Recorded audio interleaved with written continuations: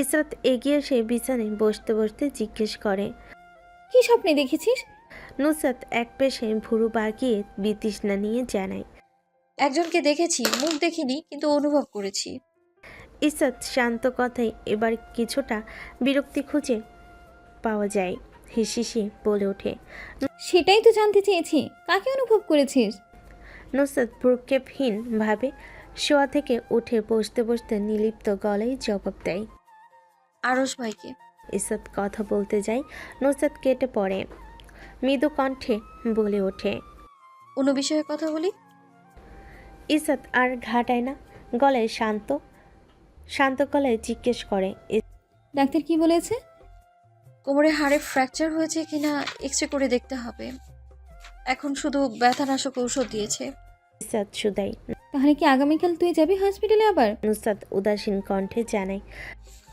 না, 2-3 দিন পর যাব। এর মধ্যে কমে গেলে তো আর যাব না। নুসরাত সে কথা শেষ করে উদ্গ্রীব কণ্ঠে ইসরাতকে বলে ওঠে। জানিস আজ কি হয়েছে? নুসরাতের কথায় ইসরাত নড়ে চড়ে বসে, চোখে মুখে কৌতূহল নিয়ে নুসরাতের মুখের দিকে দৃষ্টি নিক্ষেপ করে। নুসরাত উঠে দাঁড়িয়ে নিজের কাবাট খুলে আন্নুল ডার্ক চকলেট বের করতে করতে বলে। বালের নেতার সাথে দেখা হয়েছে হসপিটালের করিডোরে। বালের নেতা মানে ব্রাহ্মণবাড়ির ওই নেতা? নুসরাত মাথা নাড়ায় উপর নিচ, বিরক্তিতে পূর্ণ কণ্ঠে বলে ওঠে। এত বিরক্তিকর মানুষ কিভাবে হতে পারে? যেখানে দেখে সেখানেই এসে গায়ে পড়ে কথা বলতে চলে আসে। তুই নেতা মানুষ, তুই হবি মুডি না, তুই হলি মহিলাদের সাথে কথা বলার জন্য উদ্গ্রীব। এটা কি যায় একজন ভবিষ্যৎ নেতার সাথে? ইসরাত নুসরাতের কথার সুর মিলিয়ে বলে। না। এক্স্যাক্টলি, আমি এটাই বলতে চাই। ওই বাটা মাথা মোটাকে। নাহিয়ানের কথা বলতে বলতে নুসরাত মুখের ভাবভঙ্গি বারবার পরিবর্তন করল। ইসরাত ঠোঁট চেপে হেসে উঠল আশঙ্কিক ঠাট্টার স্বরে নুসরাতকে অপ্রস্তুত করার জন্য বলে ওঠে। Maybe he has fell in love in with you. ইসরাতের কথায় নুসরাত সামান্য কয়েক সেকেন্ডের জন্য চোখ বড় বড় করে নিল।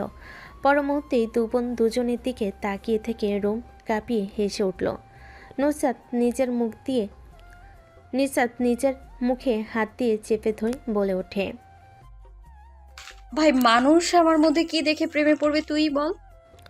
ইসরাত হাত বাড়িয়ে নুসরাতের খোপা বাঁধা অগোছালো চুলগুলো আরও বেশি অগোছালো করে দিল। মিষ্টি রিনরিনিয়ে কণ্ঠে আওড়ালো। এই মায়াবী চেহারা দেখে? নুসরাত হেসে উড়িয়ে দিল ইসরাতের কথা। মাঝি তাড়ানোর ভঙ্গিতে দুহাত দুপাশে নাড়ল। রুমের পরিবেশ আরও কিছুক্ষণের মধ্যে নিস্তব্ধ হয়ে গেল। আর তখনই জাইন পুরশালী হাসকি গলায় আওয়াজ দোতলায় ইসরাতের কানে স্পষ্ট ভেসে আসলো। নুসরাত ইসরাতের দিকে তাকিয়ে ভুরু নাচি মিচকে শয়তানের মতো হাসলো। অন্যছাড়া দৌড় দেয় সিঁড়ির দিকে, জাইন কেন এসেছে তা জানার জন্য। কিন্তু পর মুহূর্তেই ইসরাতকে অবাক করে দিয়ে আবারও ফিরে আসে উল্টো পায়ে হন্তদন্ত হয়ে, আশেপাশে চোখ বুলিয়ে নিজের ওড়না খুঁজে।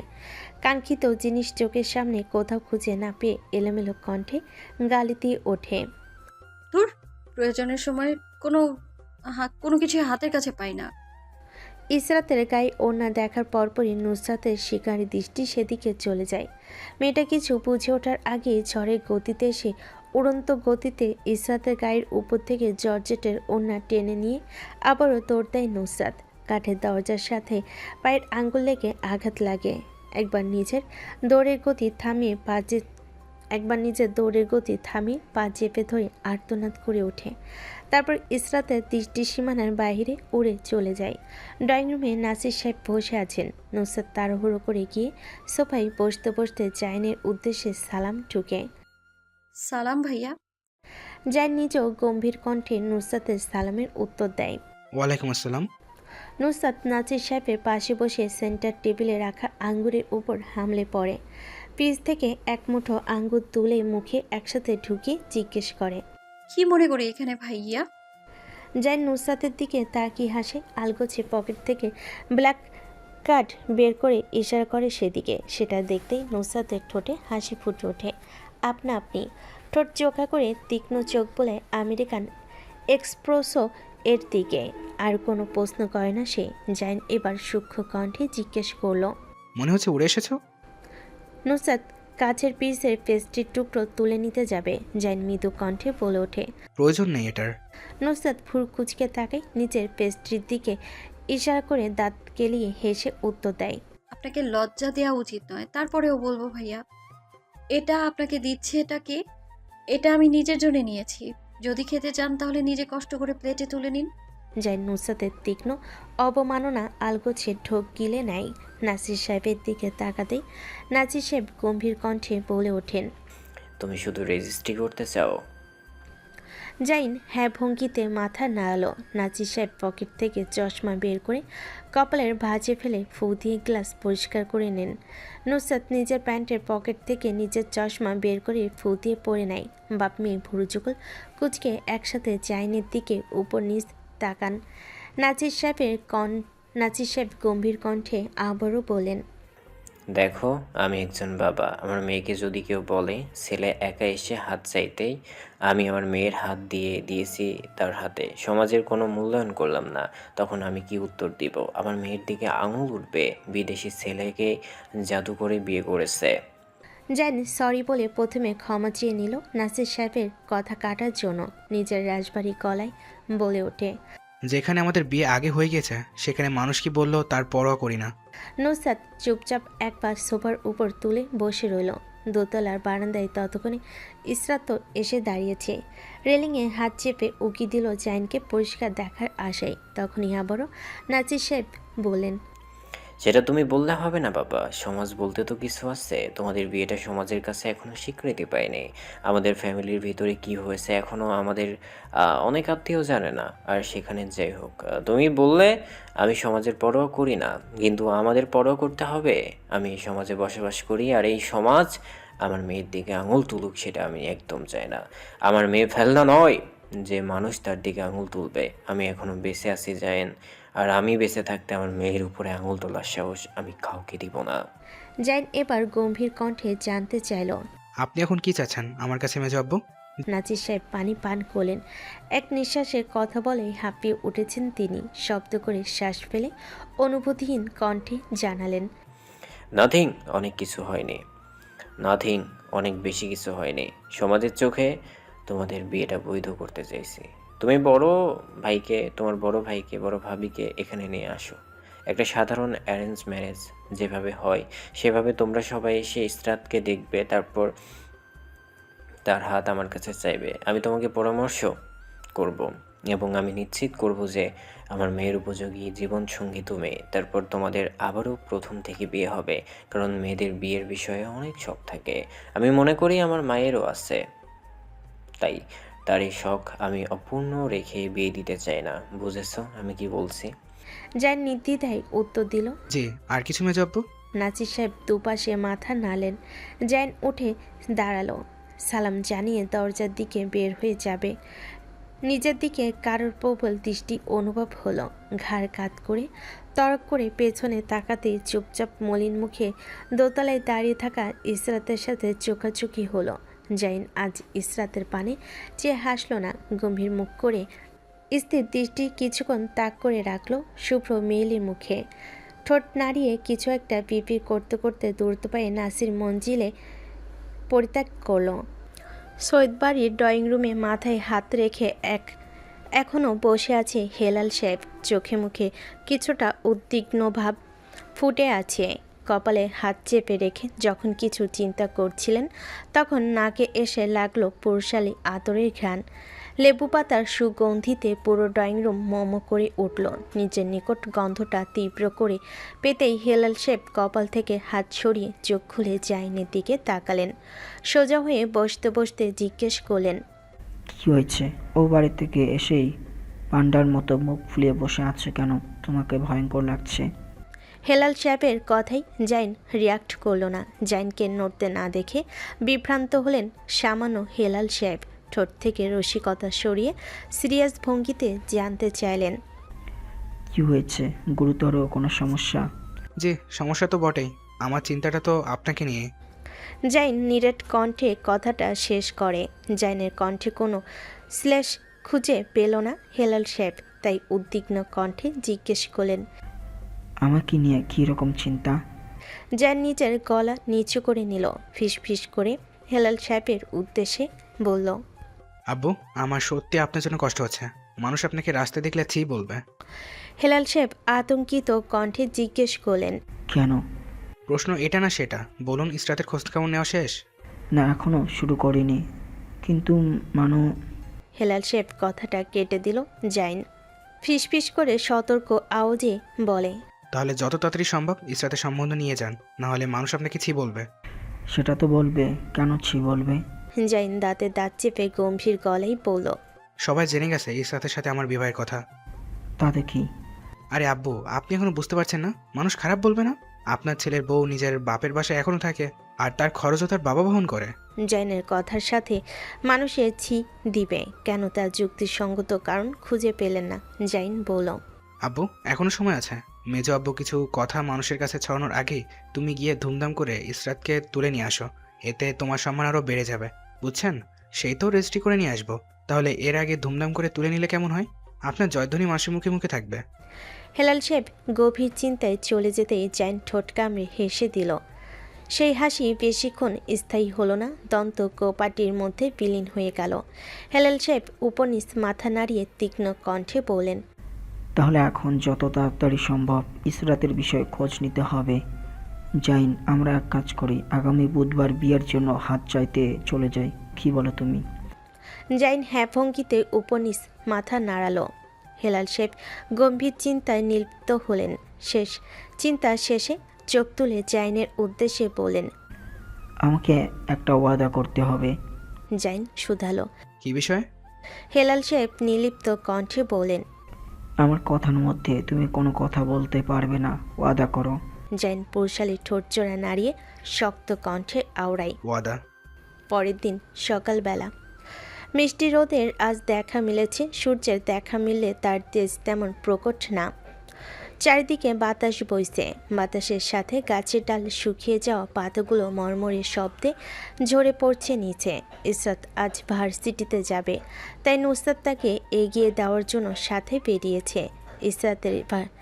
ইসরাতের ভার্সিটিতে কি একটা প্রোগ্রাম আজকে, তাই ইসরাতের সেখানে উপস্থিত থাকা জরুরি।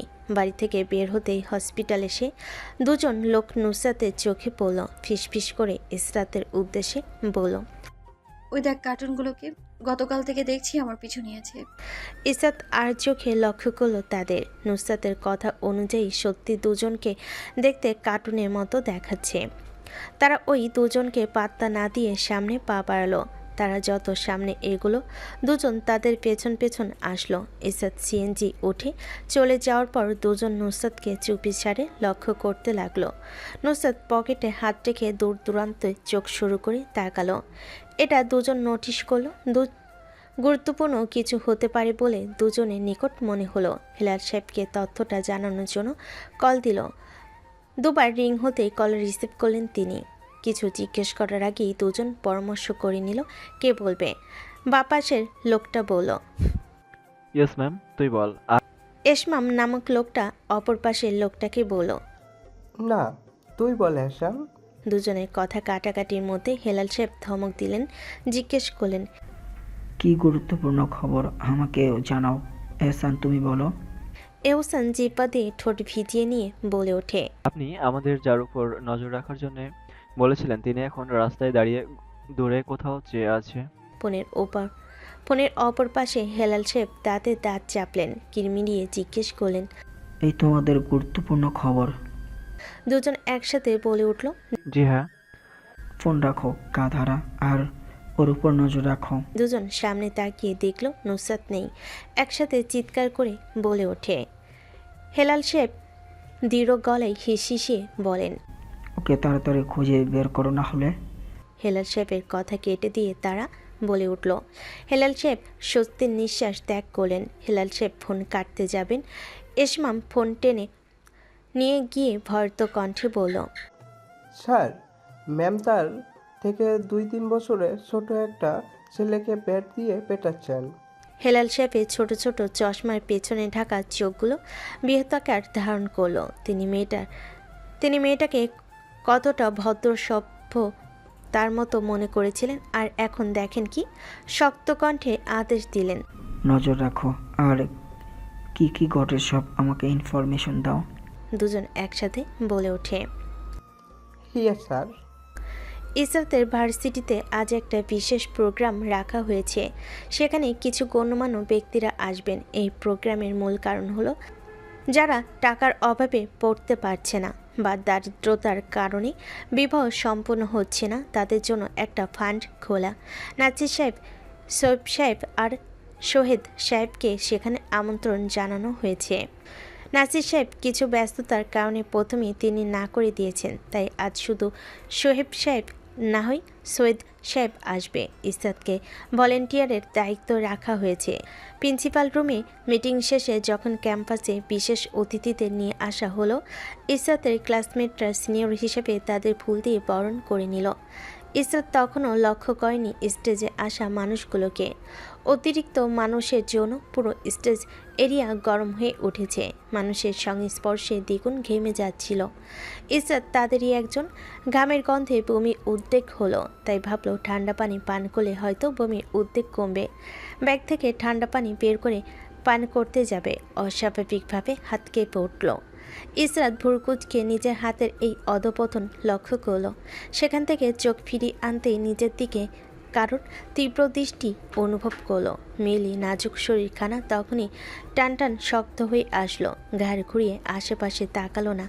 শক্ত হয়ে দাঁড়িয়ে থেকে বোতলে ছিপি খুলে পানি খেতে নেবে তাড়াহুড়োয় আর হাত কাঁপায় নাকে মুখে পানি ঢুকে বিষম উঠে গেল।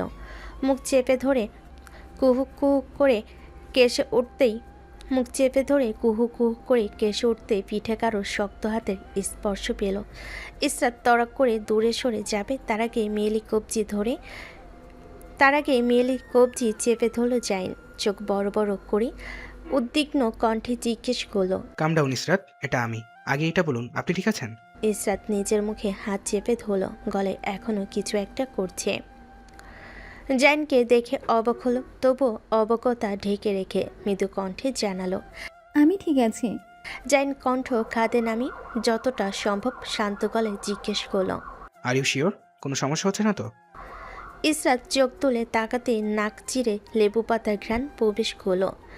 ঢোক গিলে শ্বাস ফেল, ঠোঁটে ক্ষীণ হাসি ঝুলিয়ে বলল, আমি ঠিক আছি, চিন্তা করবেন না।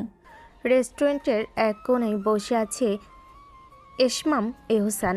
দুজনের মুখে স্পষ্ট চোরের লক্ষণ ভেসে উঠেছে। যে কেউ দেখলে বলবে নির্ঘাত চুরি করে ধরা পড়ে এখানে বসে রয়েছে। তাদের সেসবে কোনো পাত্তা নেই, যে যা ভাবার ভাবুক। বর্তমানে তাদের চোখ সবসময় সামনের ম্যামের দিকে থাকবে, তারা আর কোনো দিকে নয়। আর এই অবস্থা কেউ যদি দেখে বলে তাদের চোরের মতো মনে হচ্ছে, তাদের কিছু যাই আসে না, এটা তাদের ডিউটি। দুজনের চোরের মতো বসে থাকার মধ্যে ফোনে কল আসলো হেলাল সাহেবের। কল পিক করে স্পিকারে দিয়ে কানে ধরল এহসান। হেলাল সাহেব অপর পাশ থেকে গম্ভীর কণ্ঠে জানতে চাইলেন এদিকের পরিবেশ এখন কেমন, গত 1 ঘন্টা কেন তাকে কোনো খবর দেওয়া হয়নি। এসমাম আর এহসান নিজের অপারগতার ক্ষমা চেয়ে নিল। হেলাল সাহেব হয়েছে বলে জানতে চাইলেন কি হচ্ছে এখন। এহসান জানালো, স্যার ম্যাম চশমা পরে একটা রেস্টুরেন্টে বসে আছেন, পায়ের উপর পা তুলে তীক্ষ্ণ দৃষ্টিতে সামনের দিকে তাকিয়ে থেকে ক্যাপাচিনো খাচ্ছেন। ঠোঁটের কোণে হাসির রেশ লেগে আছে, মনে হয় কিছু একটা দেখে হাসছেন, কিন্তু কি দেখে হাসছেন তা জানি না। এহসান কথা শেষ করার আগে নুসরাত উঠে দাঁড়ালো। এসমাম ফিসফিস করে জানালো, স্যার, ম্যাম এখন উঠে দাঁড়িয়েছেন, মনে হয় রেস্টুরেন্টে থেকে চলে যাবেন। দুজন নুসরাতকে আসতে দেখে নিজেদের মুখ মেনু কার্ডের আড়ালে ঢেকে ফেল। নুসরাত তাদের পাশ কাটাতে ভারী গলায় এহসান আর এসমামের উদ্দেশ্যে বলে উঠল, গাধার দল। এহসান গুরুত্বপূর্ণ খবর হতে পারে মনে করে হেলাল সাহেবকে উদ্দেশ্য করে বলল, স্যার এইমাত্র ম্যাম আমাদের পাস কাটাতে গাধার দল বলে গেছেন। হেলাল সাহেব ফোনের অপর প্রান্তে মাথায় হাত দিলেন, বিড়বিড় করে কিছু একটা বললেন, তার পর মুহূর্তেই আদেশ দিলেন, তোমরা এখনো রেস্টুরেন্টে বসে আছো? হেলাল সাহেব ধমক দিয়ে বললেন, বসে আছো কেন? যাও ওর পিছু করো, না হলে 1 টাকাও পাবে না। দুজন একসাথে উঠে দাঁড়ালো, একসাথে বলে উঠল, ইয়ে স্যার। উন্দাল কিম কাবাব রেস্টুরেন্টে মেয়েদের ভিড়ে বসে আছে ইরহাম। চারিদিক থেকে মেয়েরা ইরহামকে ঘিরে রেখেছে। তাদের মধ্যে একজন আসামির ন্যায় মুখ কুঁচকে বসে আছে সে। নিজের বোকামিতে নিজে বিরক্ত। আর যদি এখানে না আসতো তাহলে এই বিপদ এসে তার মাথায় পড়তো না। ইরহাম ক্ষীণ কণ্ঠে বলে উঠল। ইরহামের আকুল আওয়াজে করা আরজিতে এখানে বসা একজন মেয়েরও ভাবাবেগ হলো না। তারা কঠোর চোখে ইরহামকে লক্ষ্য করে চিবিয়ে চিবিয়ে বলল, আমাদের সাথে এতদিন তুই নাটক করেছিস, আজ আমরা সবাই তোকে প্রতারণার মামলায় ফাঁসিয়ে পুলিশে দেব। এতগুলো মেয়ের সাথে প্রতারণা করতে তোর বুক কাঁপলো না? তোর মতো বদমাস ছেলেকে পুলিশের লাঠির বাড়ির হাত থেকে আজ কেউ রক্ষা করতে পারবে না। ইরহাম নিষ্পাপ মুখ বানিয়ে বসে থাকলো মেয়েগুলোর মধ্যে। নিজ মনে নিজেকে হাজারখানে গালি দিল। সৌরভীকে নিয়ে বাহিরে উন্দাল কিং রেস্টুরেন্টে খেতে এসেছিলেন নিজাম শিকদার। এখানে আসার পর ইরহামকে মেয়েদের দ্বারা এমন ঘেরাও দেখে লজ্জায় চোখ ঢেকে ফেললেন। সৌরভীকে শক্ত কণ্ঠে বললেন, নাউজুবিল্লাহ, দেখ তোর বান্ধবীর ভাইয়ের নমুনা। তোকে কতবার আমি না করেছি সৈয়দ বাড়ির এই 3 নমুনার সাথে না মিশতে, তবুও আমার নিষেধাজ্ঞা না মেনে ওই বেয়াদবের সাথে থাকিস। আর ওই বেয়াদবের সাথে এই বদমাইশ সারাদিন আটার মতো লেগে থাকে। এসব দেখেই তো আমার চোখ ঝলসে যাচ্ছে একদম। ছি ছি, আল্লাহ হেদায়েত দান করুক এদের। সৌরভী আড়ষ্ট গলায় নিজাম শিকদারকে আশ্বস্ত করে বলে। আর মিশবো না ওদের সাথে।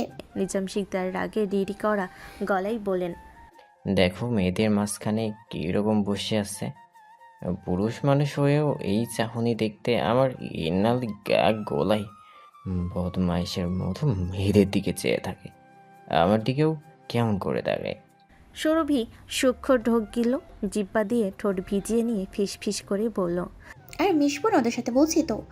এবার তুমি চিৎকার করা বন্ধ করো দাদা। নিজাম শিকদার সতর্কীকরণ কণ্ঠে সৌরভীকে সাবধান করে জানালেন, মনে থাকে যেন, না হলে আমার থেকে খারাপ। মনে থাকে যেন, না হলে আমার থেকে খারাপ আর কেউই হবে না। সৌরভী হ্যাঁ ভঙ্গিতে মাথা নাড়াল। নিজাম শিকদার খাবার অর্ডার বাদ দিয়ে উকি দিয়ে চেয়ে রইলেন ইরহামের সাথে মেয়েগুলো কি করে তা দেখার আশায়। ইরহাম মেয়েগুলোকে আবার বোঝানোর জন্য বলল। একটা মেয়ে হাত তুলে তেড়ে আসলো তার দিকে। চোখ রাঙিয়ে ইরহামকে শাসালো। হিসিস কণ্ঠে বলল, চুপ, একটা শব্দ না, মুখ সেলাই করে রেখে দেব। ইরহাম মুখ এঁটে বসে রইল। নিজাম শিকদার সৌরভীকে উদ্দেশ্য করে বলেন, ভালো হয়েছে, বেশ হয়েছে। বেশি কথা বললে এভাবে ধমক খেতেই হয়। বদমাইশ ছেলে, নির্লজ্জ ছেলে, কতগুলো মেয়ের সাথে রঙ্গলীলা করছিল। অতি চালাকের গলায় দড়িয়েছে। এর মধ্যে কাছের দরজা ঠেলে নুসরাত প্রবেশ করলো রেস্টুরেন্টে। চোখে মুখে তার স্পষ্ট উদ্বেগ ফুটে উঠেছে। চোখ আশেপাশে ঘোরাতেই ইরহামকে দুহাত সামনে এনে নিষ্পাপ বাচ্চার মতো ঠোঁট উল্টে বসে থাকতে দেখল নুসরাত। দ্রুত পায়ে এগিয়ে আসলো সেদিকে। নিজাম শিকদার বিড়বিড় করলেন, আরে নমুনা আসছে, দেখো এখন এ আবার কি নাটক করে। সৌরভী নিজের দাদার দিকে চেয়ে রইল পাংশুটে বনের মুখ বানিয়ে। সে আসলে বুঝতে পারে না তার দাদার নুসরাত আর ইরহামের সাথে সমস্যাটা কোথায়। কোনো সমস্যা নেই, এমনি শুধু শুধু নুসরাতের ওপর চড়াও হয় বুড়ো লোকটা। সৌরভী আগ্রহী চোখে সামনে উকি দিল, দেখার আশায় কী করে নুসরাত। দেখলো নুসরাত মেয়েগুলোর মাঝ থেকে টেনে বের করে নিয়ে আসছে ইরহামকে। একাই পুরুষালী শরীরটা একটানে তুলে নিয়ে এসেছে চেয়ার থেকে। তারপর মেয়েগুলোর দিকে তাকি শক্ত চোখে চেয়ে রগরগে কণ্ঠে জিজ্ঞেস করলো, ওকে এখানে এভাবে কে বেঁধে রেখেছে? একটা মেয়ে নুসরাতের মুখোমুখি দাঁড়িয়ে শক্ত কণ্ঠে বলে উঠল, আমি বেঁধে রেখেছি। কি করবে, আমায় মারবে? নুসরাত ঘাড় কাত করে হাসলো। মেয়েটা আবার চিৎকার করে কিছু বলতে নিবে। নুসরাত দুহাত দিয়ে মেয়েটার মুখ চেপে ধরল। নিজের ঠোঁটে হাসি বজায় রেখে মেয়েটার কানে কাছে মুখ নিয়ে মেয়েটা তার তুলনায় কিছুটা খাটো হওয়ায় নুসরাতকে ঘাড় একটু বাঁকাতে হলো। সামান্য ঝুঁকে ফিসফিস করে বলে ওঠে, আমি নুসরাত নাসে কি করতে পারি তা তোমার ধারণার বাইরে। আর ধারণা করতে পারলে তোমার রুহ কেঁপে উঠবে। প্রথম এবং শেষবারের মতো সাবধান করে দিচ্ছি, একদম আমার সাথে উঁচু গলায় কথা বলার চেষ্টা করবে না। নুসরাত নিজের হাতের আঙ্গুলগুলো স্পর্শ করলো মেয়েটার গলার কাছে। মেয়েটার ঘাড়ের চামড়ায় কিছুক্ষণ হাত বুলালো নুসরাত। মেয়েটা একটুক্ষণের জন্য নিজের ঘাড়ে সামান্য ব্যথা অনুভব করলো। তীক্ষ্ণ চোখে চেয়ে নুসরাত কি কিছু বলতে নিবে, ইরহাম নুসরাতকে টেনে সরিয়ে দিল পাশে। দুহাত সামনে এনে জোর করে মাপ চেয়ে নিয়ে বলল। কথাটা শেষ করে নুসরাতের দিকে চোখ বোলাতেই ইরহামের চোখে মুখে ভয়ের ছাপ ফুটে উঠল। এই মেয়ে এভাবে তাকিয়ে আছে কেন ওই মেয়ের দিকে? তাকে বাঁচাতে এসে নিজেই দ্বন্দ্বে লেগে গেছে পাগলটা। এর জন্মের সময় হয়তো মাথায় দু একটা তার ছিঁড়ে গেছে, নয়তো বেঁকে গেছে। ইরহাম নিজের চিন্তাগুলো করতে করতে মেয়েটার গলার দিকে সূক্ষ্ম দৃষ্টি নিক্ষেপ করলো। আর তখনই চোখে ভাসে লাল তরল রঞ্জক। যা ভেবেছিল তাই, ব্লেড বসিয়ে দিয়েছে এই পাগল ওই মেয়েটার গলায়। ইরহাম নুসরাতকে নিয়ে যত তাড়াতাড়ি সম্ভব ওখান থেকে পালানোর চিন্তা করলো। এখানে থাকলে নিঘাচ্ছে আর নুসরাত গণধোলাই খাবে, তাই গণধোলাই খাওয়ার আগে পালানো শ্রেয়। নুসরাতকে ধাক্কা দিল মেন ডোরের দিকে, যেদি মেয়েটা নড়ল না। অটল দাঁড়িয়ে থেকে ওই মেয়ের ঘাড়ের দিকে সূক্ষ্ম দৃষ্টি বোলালো। বুঝতে চাইলো হয়েছে কিনা ঠিকঠাক ক্ষত। ঠোঁটে হাসি ঝুলিয়ে স্থির চেয়ে রইল মেয়েটার দিকে, যেন খুবলে ছিঁড়ে নেবে মেয়েটাকে। নুসরাতের মুখের অবস্থা ভালো না। ইরহাম অনুভব করলো এখানে আর 2 মিনিট থাকলে এই মহিলা নিজের রাগের বোমা ফাটাবে। ওই মেয়ের আজ সর্বনাশ নিশ্চিত, তাই নিজে বাঁচতে, নুসরাতকে বাঁচাতে আর ওই মেয়ে যান বাঁচানোর জন্য ইরহাম নুসরাত নানারা সত্ত্বেও টেনে নিয়ে যেতে লাগলো। কিছুটা দূরে কি পুরুষালী মুখ উল্টে ভেঙচি কাটলো মেয়েগুলোকে। দরজার সামনে দাঁড়িয়ে পড়ল ইরহাম। অট্ট হাসিতেই নুসরাতকে ধাক্কিয়ে ধাক্কিয়ে নিয়ে বের হলো রেস্টুরেন্ট থেকে। দূরে বসা নিজাম শিকদার নিজের ঘোলাটে চোখজোড়া নাতনির দিকে স্থির করলেন। রাগী কণ্ঠে বলেন, দেখছিস মুখের ভাষা কি খারাপ, আর এদের সাথে তুই সম্পর্ক রাখিস। এ দেখ, 20 জন মেয়ের মধ্যে একা বসেছিল, একা এদের সাথে সম্পর্ক গড়ে তুলেছিল ওই বদমাইশটা। এদের সাথে খারাপ কাজ করিনি, তার কি কোনো নিশ্চয়তা আছে তোর কাছে? সৌরভীর সময় থাকতে শুধরে যা, না হয় তোর কপালে শনি আছে। এদের সাথে মিশা বাদ দিয়ে দে। সৌরভী নিজাম শিকদারের সাবধানী পানি এক কান দিয়ে ঢোকালো, অন্য কান দিয়ে বের করে দিল। বিশেষ পাত্তা দিল না দাদার কথায়। হাসি হাসি মুখ করে নিজাম শিকদারের শুভ্র রাগী মুখ অবলোকন করলো আর শব্দ করে শুধু হাসলো। হেসে উড়িয়ে দিল কথাগুলো, গায়ে মাখল না মেয়েটা একটা কথা। নাসির মঞ্জিলে তোলপাড় চলছে। ইসরাতকে মাঝখানে বসিয়ে রেখে বর্তমানে ফেসবুকে থাকা ট্রেন্ডিং ভিডিওটা বারবার পোজ জুম করে দেখছে ইরহাম, আহান আর নুসরাত। ঠোঁটে লেগে আছে সবার ব্যঙ্গাত্মক হাসি। তাদের মধ্যে শুধু ইসরাত বিরক্তির মুখ বানিয়ে বসে আছে। মুখের ত্বক দেখলে বোঝা যাচ্ছে সে এটা দাঁতে দাঁত চেপে সহ্য করছে, না হলে তাকে এখানে বসানোর সাধ্য কারণ নেই। নুসরাত 15 সেকেন্ডে ভিডিওটা গত 10 মিনিটে শখানেকবার দেখে নিয়েছে। ইরহাম আর আহান ভিডিওটা দেখে হাসতে হাসতে গড়গড়ি খেলো। নুসরাত মনোযোগ সহকারে ভিডিওটা দেখছে। নুসরাতের এত মনোযোগিতা দেখে ইসরাত নিশ্চিত হয়ে গেল এই মেয়ে আজ সারা রাত এই বিষয় নিয়ে তাকে হাজারবার টিজিং করবে। শেষ পর্যন্ত সবার অপেক্ষার অবসান ঘটিয়ে রিমোট চেপে ভিডিওটা অফ করে দিল নুসরাতকে ভিডিও অফ করে দিতে দেখে ড্রয়িং রুমের পরিবেশ নীরব হয়ে আসলো। নুসরাত কিছুক্ষণ নীরব থেকে ইসরাতের পানে চেয়ে হা হা করে হেসে উঠল। হাসির তরে সারা গা দুলে উঠল তার। একবার ঢলে পড়ল ইরহামের গায়ে, তো আরেকবার আহানের গায়ে। হাসতে হাসতে কথা বলতে নিল ভিডিও বিষয়ক। মুখ দিয়ে একটা শব্দ বের হলো না, শুধু ভো ভো আকার কিছু শব্দ বের হলো। এমনি কোনো কারণ ছাড়া সোফায় ঝুলে পেট চেপে হেসে গড়াগড়ি খেল। ইসরাত ভিডিওটার মধ্যে হাসি কোনো কারণ পেল না। এমন হাসির মানে কি? ওরা পাগল নাকি? এমন নর্মাল একটা ভিডিও নিয়ে হাসছে। হয়তোবা এরা পাগল। এবারে সব মানুষের মাথায় সমস্যা আছে, সে এতদিনে যা বুঝেছে। আর এই 3 জনের মাথায় সব থেকে বেশি সমস্যা আছে। নুসরাতের হাসি দেখে ইরহামও হেসে গড়াগড়ি খাচ্ছে। হঠাৎ নুসরাত নিজের মুখ বন্ধ করে নিল। হাসি থামিয়ে গম্ভীর মুখভঙ্গি করে উঠে দাঁড়ালো। ইসরাত স্পষ্ট বুঝতে পারল এখন নুসরাত কী করতে যাচ্ছে আর তাই হলো। নুসরাত সামনে দাঁড়িয়ে গম্ভীর মুখ বানিয়ে ইরহামকে বলে ওঠে। ঈশ্বর ঠিক আছেন আপনি? ইরহাম কোমল কণ্ঠে গলায় ইসরাতের মতো কিছুটা মিষ্টতা এনে বলে উঠল। নুসরাত নিজের জায়গায় স্থির থাকলো। ইরহাম ততক্ষণে সোফা থেকে উঠে গিয়ে পাশে দাঁড়িয়েছে। নুসরাত তীক্ষ্ণ চোখ করে জাইনের মতো মুখভঙ্গি রাখার চেষ্টা করলো, হলো সেরকম। মেয়েটা হাত বাড়িয়ে ইরহামের থুতনি চেপে ধরে জিজ্ঞেস করলো, are you sure Begum? Irham আমতা আমতা করে লজ্জার সাগরে ডুবে গিয়ে বলল। দুজন কথা শেষ করেই অট্টহাসিতে ঢলে পড়ল। টাইলসের মেঝেতে ধূপধাপ হাসতে হাসতে একজন আরেকজনের গায়ে পড়ল। ইসরাত মুখভঙ্গি শক্ত রাখার চেষ্টা করলো, হলো না। দুজনের টিজিংয়ে ইসরাতের গালে লাল আভা পড়েছে। হাত দিয়ে যত সম্ভব তা ঢাকার চেষ্টা করলো, কিন্তু নুসরাতের দৃষ্টি অগোচর হলো না। সে হেসে উঠে ইরহামের বুকে হাত দিয়ে ধাক্কা দিয়ে ইশারা করে বলে, দেখ লজ্জা পাচ্ছে জনাবের বেগম। কথা শেষ করে নুসরাত হে হে করে হাসতে লাগলো। আন ভিডিওটা আবার ওপেন করলো। জাইন যখন পিঠে হাত বুলিয়ে ইসরাতকে জিজ্ঞেস করলো, আপনি ঠিক আছেন ইসরাত? আন সাথে সাথে সেটা কপি করে ন্যাকি স্বরে বলে উঠল।